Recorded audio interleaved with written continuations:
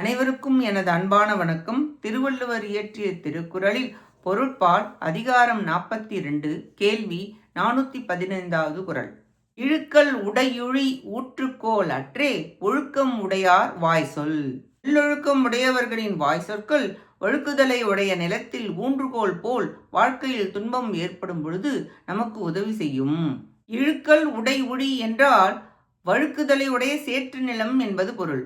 ஒழுக்கம் உடையவர் வாய் சொற்களானது சேற்று நிலத்தில் நடப்பவர்க்கு ஊன்றுகோல் போல் உதவும் என்கிறார். அதாவது கேட்கப்பட வேண்டியது ஒழுக்கமுடையவர் வாய் சொல்லே என்கிறார்.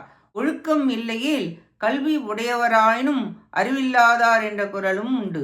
ஒழுக்கமுடையவர் வாய் சொற்களை விடாமல் கேட்க வேண்டும். கற்றிலவாயினும் கேட்க, அதுவும் ஒழுக்கமுடையவர் வாய் சொல் தொடர்ந்து கேட்க, அது ஊன்றுகோலாய் துணையாக வரும் என்கிறார்.